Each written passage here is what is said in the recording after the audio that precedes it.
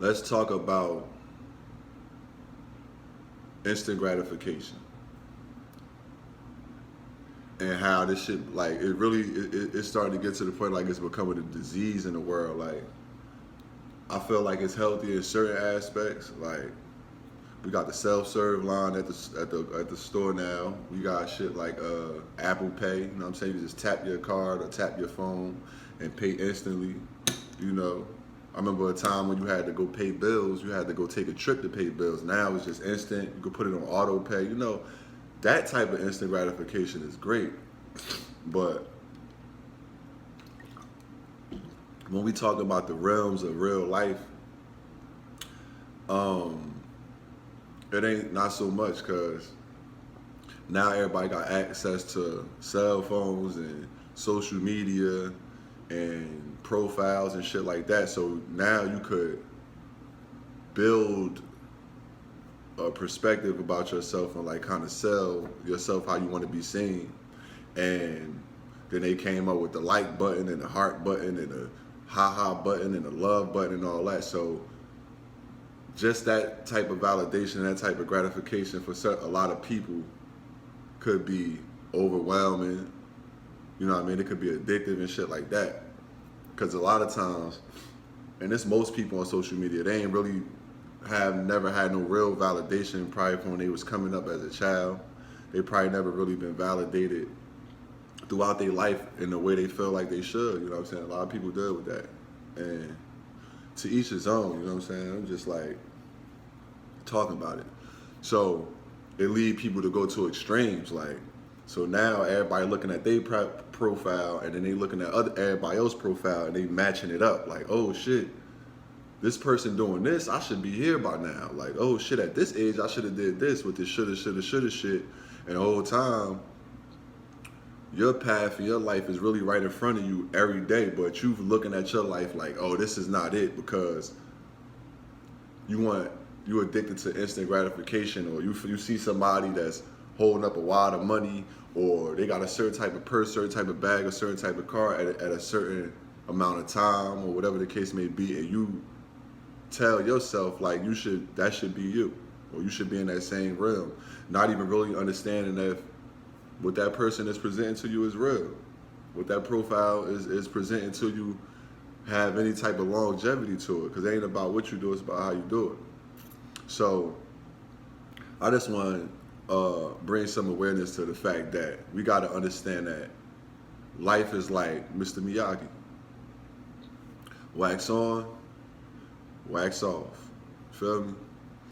I say that to say, like, your life right in front of you, and a lot of times things feel like they insignificant, like mopping the floor, cleaning the toilet, washing the dishes and shit like that. We look at things like that like it's so small and it don't really matter, but those be the things that be actually getting you ready for life. Not actually washing dishes and shit. It could be that though, you feel me?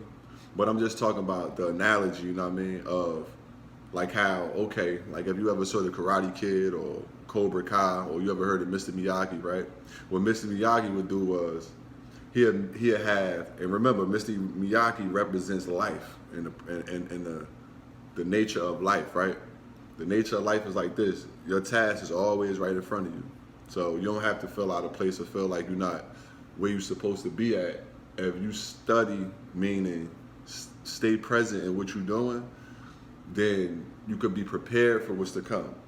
Because we always see people that feel like, yo, they should be in a better place than where they at, or they should be in a higher position than where they at, or they discredit other people that made it to a certain level, right? So let's talk about Mr. Miyagi and the wax on, wax off effect, right? Like in the movie Karate Kid, especially the second one with Jada or whatever. And then a lot of y'all probably know about Cobra Kai. You know, they redid that. So anyway, you know what Mr. Miyagi do? He give his students tedious work. They come to learn karate and kung fu and be masters too and all that. But what he do, he give them tedious work, like washing the car. Wax on, wax off, right? They think they just washing the car whole time. They don't know they getting their karate skills ready the whole time, you feel me? Just like when he had Jada just keep on putting the jacket on and taking it off over and over again. He like, I'm tired of this shit. Like, and kind of find out like all of these things are preparing him for where he's headed, but he just don't know it. And he's seeing these things as minimal things, right? And I learned this like working minimum wage jobs, you know what I'm saying? And leaving a fast, instant gratification lifestyle alone, like, because like you want to build shit on a sturdy foundation, so that when, just like the Three Little Pigs, there's so many analogies, just like the Three Little Pigs, you don't want the big bad wolf to come and be able to just blow your house down, you feel me? So you want to build your shit on what's right in front of you. You want to build your shit on presence, you feel me? Because remember, study means to be present in what you're doing, you feel me? So